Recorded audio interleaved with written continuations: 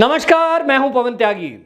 फर्जी किसान नेताओं ने सभी राज्यों में अपने आंदोलन को तेज करने के लिए जो राज्यपाल हैं उनको ज्ञापन देने का अभियान चलाया और ये तय किया था कि हम ट्रैक्टर रैली निकालेंगे और सभी जो राजभवन है उनका घेराव करके राज्यपाल को ज्ञापन देंगे। आपको बताएं, इस मामले में हरियाणा और पंजाब में खासा बवाल किया गया। वहीं दिल्ली में राकेश टिकैत ने अपनी फर्जी गिरफ्तारी की सूचना फैलाकर लोगों को भड़काने का एक षड्यंत्र रचा जो विफल हो गया और उन्होंने केवल उनके नेताओं ने वर्चुअल दिल्ली के उपराज्यपाल अनिल बैजल से बातचीत करके अपना आंदोलन समाप्त कर दिया। क्योंकि आपको बताएं कि जो राकेश टिकैत ने 4 लाख ट्रैक्टर और 4 पे 25 लाख किसान आने का दावा दिल्ली में किया था, वो उनका फुस हो गया। जैसा कि मैंने पहले भी बताया था कि ये 4 लाख बोल रहे हैं, 4000 ट्रैक्टर अगर आ जाएं उत्तर प्रदेश से तो बहुत समझो। क्योंकि राकेश टिकैत की जो रणनीति और राजनीति है उसका अब खुलासा हो चुका है। जब से ये पश्चिम बंगाल के चुनाव में गए, ममता बनर्जी के लिए कैंपेनिंग की और उसके बाद उसकी पेमेंट लेने गए, इन सबको देखते हुए लोगों को समझ में आ गया कि राकेश टिकैत जी का ये जो आंदोलन है और बाकी किसान नेताओं का जो आंदोलन है, इनका कोई लेना देना नहीं है। पंजाब के किसान केवल पंजाब में जो चुनाव है उसको लक्ष्य बनाकर और वहां भारतीय जनता पार्टी को हराने के लिए ये सारा ड्रामा रच रहे हैं। और इसी तरह राकेश टिकैत ने कांग्रेस और लोकदल, समाजवादी, इन पार्टियों के कहने से यह आंदोलन खड़ा किया है ताकि किसानों को झूठ बोलकर उनको बरगलाया बहकाया जा सके। तो लोगों को समझ में आ गया और इसलिए अब लोगों की सपोर्ट इनके साथ नहीं है। हालांकि इनके जो रिश्तेदार हैं राकेश टिकैत के, जो इनके खास मित्र मंडली है, बस केवल वो लोग, गिनती के लोग आ रहे हैं जो लोकदल पार्टी से जुड़े हुए हैं, कांग्रेस से जुड़े हुए हैं, समाजवादी पार्टी से जुड़े हुए हैं, जिनका कोई आधार नहीं है और उनको लगता है कि भारतीय जनता पार्टी को हराने के लिए हम सबका एक साथ आना जरूरी है। जो कि हमने पिछले चुनाव में देखा भी कि आप देखिए, पिछले चुनाव में जब अभी चुनाव हुआ है पश्चिम बंगाल का, सारी पार्टी मिल गई, एक दूसरे के दुश्मन मिल गए, सब कम्युनिस्ट और कांग्रेस मिल गए। तो ये एक ट्रेंड चलाया है कि भारतीय जनता पार्टी को रोकना है। भारतीय जनता पार्टी को क्यों रोकना है? क्योंकि देश हित में काम कर रही है और देश हित में काम करना ये देशद्रोहियों को कभी भी पसंद नहीं आएगा। और इसीलिए आपको बताएं, गुप्तचर एजेंसियों की एक अलर्ट आया है और उन्होंने कहा है कि ये जो किसान आंदोलन के नाम पर अभी तक खुलासा हुआ था कि खालिस्तानी लोग, खालिस्तानी मूवमेंट चलाने वाले लोग, पाकिस्तान में बैठे हुए परस्त लोग इस आंदोलन के जरिए दोबारा से खालिस्तानी मूवमेंट को इस देश में चलाना चाहते हैं और इसलिए वो पंजाब के लोगों को भड़का रहे हैं, पैसे देकर हिंसा करवा रहे हैं। अभी लेटेस्ट खुलासा ये हुआ है कि हमारी जो खुफिया एजेंसी है उन्होंने बाकायदा दिल्ली की जो दिल्ली पुलिस है और CISF है उसको अलर्ट के पे रखा है और उनको कहा है कि हमारे पास ऐसी इनपुट मिली है कि ये जो किसान आंदोलन के नाम पर दिल्ली को घेर के लोग बैठे हैं, इनके अंदर ISI के एजेंट घुसपैठ करेंगे और फिर वो बड़े पैमाने पर हिंसा कर सकते हैं। हो सकता है बम ब्लास्ट करें, हो सकता है दिल्ली पुलिस पर या CISF के कर्मचारियों, सुरक्षा बलों पर हमला करें ताकि बदले में इनके ऊपर गोली चलाई जाए और ये मोदी जी को बदनाम कर सकें। आपने देखा जिस तरह कोरोना काल में एक साजिश हुई कि ऑक्सीजन भरपूर थी, उसके बावजूद ये कहा गया ऑक्सीजन खत्म हो रही है, अब 2 घंटे की बची है, अब 1 घंटे की, मतलब अफरा तफरी का माहौल बनाया गया ताकि मोदी जी को बदनाम किया जा सके।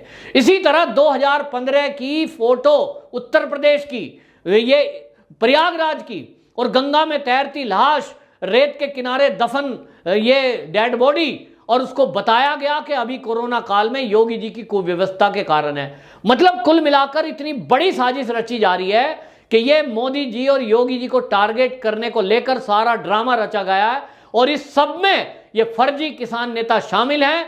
लेकिन अब इन किसान नेताओं की सच्चाई जैसे जैसे सामने किसानों के आई, इनके कहने से कोई चल नहीं रहा, ना कोई आ रहा।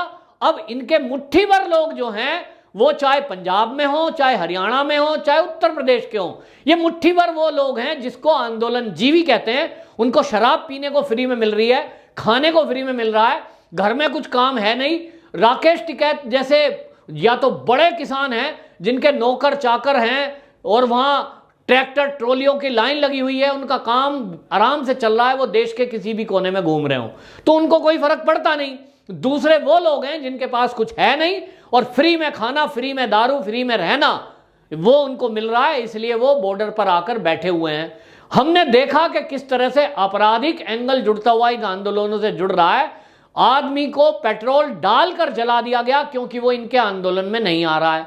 महिलाओं के साथ रेप हो रहे हैं क्योंकि वो इनकी पोल पट्टी खोलने वाली थी और उसकी हत्या कर दी जाती है, उसके बाद उसको शहीद बता दिया जा रहा है। यहां पे लोगों को मारा जा रहा है और मारकर शहीद का दर्जा बताकर उसको ये प्रचारित किया जा रहा है कि ये केंद्र के 3 कृषि बिल के विरोध में मरा है।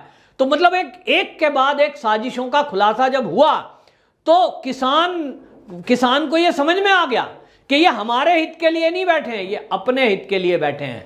राकेश टिकैत तो पहले से ही लोकदल पार्टी से चुनाव लड़ चुके, तो उनके बारे में तो पहले से ही कह रहे थे, लेकिन वो हर बार पत्रकार को और लोगों को ये कह रहे थे मेरा राजनीति से कोई लेना देना नहीं है, मैं तो किसानों के लिए आया हूं और मैं तो जो है किसानों की जमीन सरकार ले रही है, ये एमएसपी पे गारंटी नहीं बना रहे और जो है किसान भूखा मर जाएगा।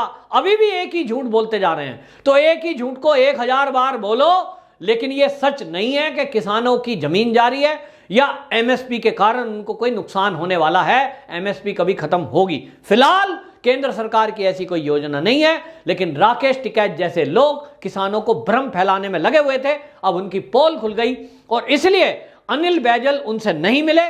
ज्ञापन उन्होंने दे दिया, ठीक है, पुलिस के जरिए पहुंच गया, लेकिन घेराव और ट्रैक्टर रैली जिसकी वो बात कर रहे थे कि वो सरकार का इलाज करेंगे, ट्रैक्टर नहीं आए तो कह दिया भाई ये हम कैंसिल करते हैं।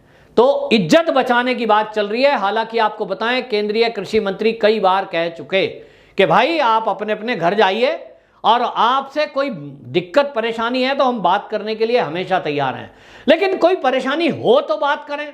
झूठ कहकर आप कहेंगे तीनों बिल वापस लो, तो भैया देश हित के लिए ये बिल आए हैं और देश के किसानों के हित के लिए ये 3 बिल आए हैं, ये वापस नहीं होंगे क्योंकि देश का 99.9% किसान ये चाहता है कि 3 कृषि बिल लागू हो, जो राकेश टिकैत के पिताजी भी कहते थे, अनेक नेता कहते थे, कांग्रेस कहती थी, लेकिन आज कांग्रेस के सुरजेवाला किसानों को बरगलाने में लगे हुए हैं क्योंकि उनको लगता है कि इस बहाने से जो आगामी लोकसभा के विधानसभा के चुनाव हैं उसमें वो भाजपा के विरोध में इस तरह की बातों को इस्तेमाल करेंगे। तो सुरजेवाला जी ट्वीट करते हैं कि ये जो है किसानों के साथ अत्याचार करने वाली सरकार है और किसानों की सुनी नहीं जा रही।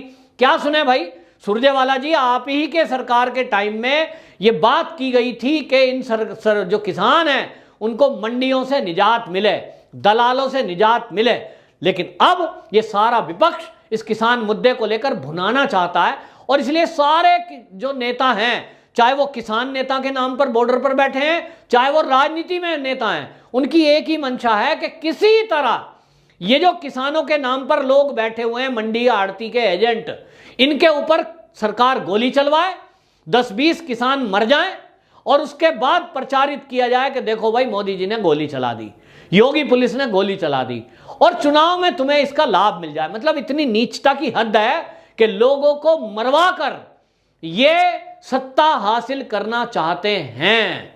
इस बात को सरकार भी समझ चुकी है कि इनके मंसूबे क्या हैं और इसीलिए बहुत सारे लोग गुस्से में कहते हैं इनको सरकार मार के भगाती क्यों नहीं है। 10, 20, 50 लोग गाजीपुर बॉर्डर पर बैठे हैं, 50-100 लोग सिंगू बॉर्डर पर बैठे हैं, इतनी सारी पुलिस फोर्स होती है, एक झटके में बुलडोजर लगा दो और इन्हें उठा के उखाड़ के फेंक दो, नेताओं को जेल में डालो। इतने दिन से पब्लिक परेशान कर रखी है, लेकिन मैं उनको यही समझाता हूं और ये पुलिस का भी यही कहना है कि भाई इनके बारे में ये खुलासा हो चुका है कि ये अपनी मर्जी से नहीं बैठे, इनके पीछे जो आका हैं वो तो आईएसआई के एजेंट है और अब गुप्तचर विभाग ने खुलासा किया है, हमारी खुफिया एजेंसियां बता रही हैं, वहां से फंडिंग हो रही है विदेशों से और इनको इसीलिए बैठने को कहा गया है कि तुम्हें यहां से उस दिन तक बैठे रहना है जिस दिन तक गोली से पुलिस की 10, 20, 50 लोग मर ना जाएं।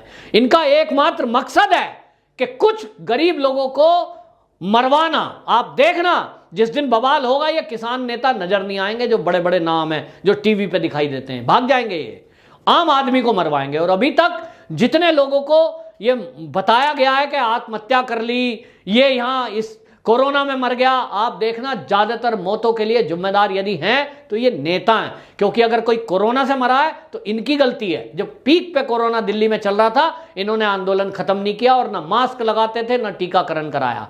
ये बात अलग है कि राकेश टिकैत जैसे नेता ने सबसे पहले टीका भक्का लगवाया, तो औरों को भड़काते रहे ताकि और लोग यहां अड़े रहें, और अड़ेंगे तो मरेंगे। निश्चित रूप से इनका ये जो लक्ष्य है ये बहुत घिनौना लक्ष्य है कि किसी की मौत पर आप किसी राजनीतिक दल को फायदा पहुंचाना चाहते हो या किसी को नुकसान पहुंचाना चाहते हो।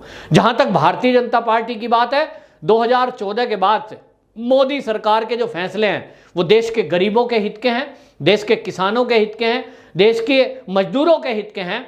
और अब ये लोग ये समझ नहीं पा रहे कि मोदी और योगी सरकार को ये हटाने के लिए मुद्दे लाएं तो क्या लाएं। इनके पास मुद्दे नहीं है और इसलिए ये आर्टिफिशियल मुद्दा बनाने में माहिर लोग ये इस तरह के मुद्दे अपने एजेंटों के जरिए मनवा रहे हैं। देश के लोगों को समझना है कि ये जो किसान के नाम पर ये दलाल मंडियों के बैठे हुए हैं, जो एजेंट आईएसआई के बैठे हुए हैं या खालिस्तानियों के समर्थक बैठे हुए हैं, इनके झांसे में ना आए और अपने अपने घरों को लौट जाएं। होना कुछ भी नहीं है, सरकार भी गोली चलाएगी नहीं इतनी जल्दी। आप बवाल करो, खूब बैरिकेड तोड़ो, लेकिन पुलिस को यह कह रखा है सरकार ने भी कि धैर्य से काम लेना है। आईएसआई के एजेंट और खालिस्तानी एजेंटों को अपने मंसूबे में इनको कामयाब नहीं होने देना है। यह बहुत धैर्य की परीक्षा है सरकार की, लेकिन ये नेता इस सरकार के धैर्य की परीक्षा ले रहे हैं। कहीं ऐसा ना हो कि किसी दिन ये कोई मुद्दा कोर्ट में चला जाए और कोर्ट के आदेश के बाद सरकार को इन नेताओं को जेल में डालना मजबूरी हो जाए। वंदे मातरम।